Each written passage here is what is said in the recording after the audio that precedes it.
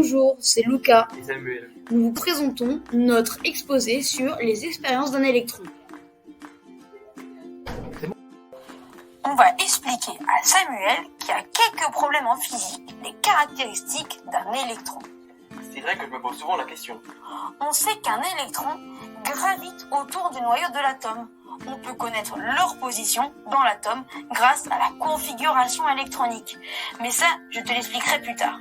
Tu vas le voir après. L'électron a une masse bien précise, 9,1 × 10 puissance moins 31 kg. Ce que tu ne sais pas, c'est que cette masse est négligeable. Je commence un peu à visualiser. Maintenant que tu commences à comprendre, je vais te dire la suite du programme, ce que tu vas avoir plus tard avec moi dans cette vidéo. Donc, les liaisons de covalence, un doublé non liant, ainsi que la formation des ions. Donc Lucas, est-ce que tu peux m'expliquer les liaisons de covalence et les doublés non liants? Mais c'est très simple, Samuel. Une liaison covalente, c'est une liaison reliant deux atomes.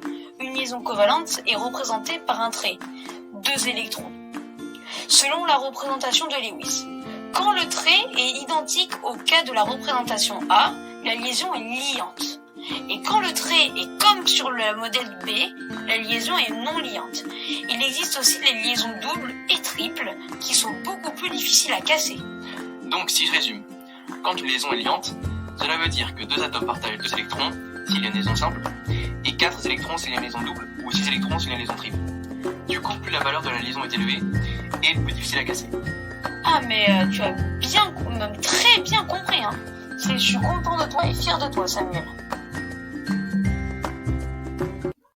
Du coup, maintenant, explique-moi la configuration électronique. Pour cela, il faut savoir retrouver le nombre d'électrons d'un atome. Sais-tu comment le retrouver? Oui, ça je sais.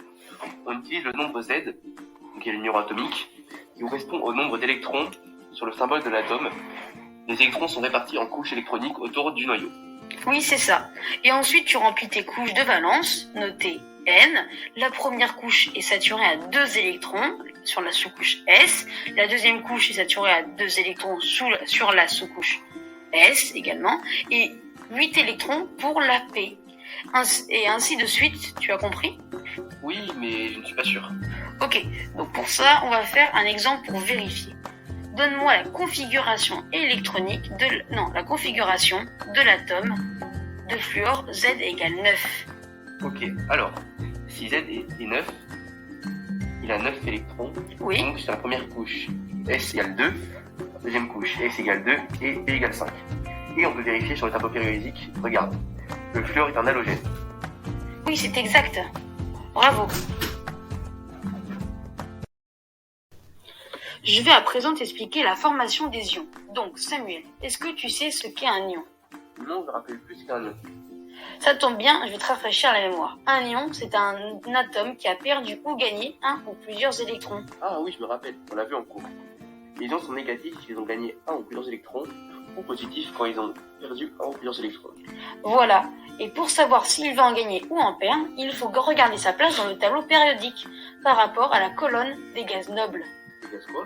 Les gaz nobles, ceux qui sont stables et ont leur couche de valence saturée, les atomes perdent ou gagnent des électrons pour se rapprocher du gaz noble le plus proche d'eux.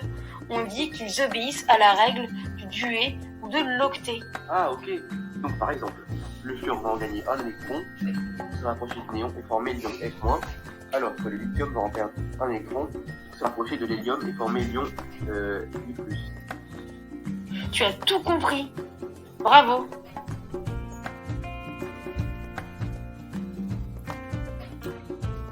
Maintenant, tu es un expert en électrons. Merci de nous avoir écoutés.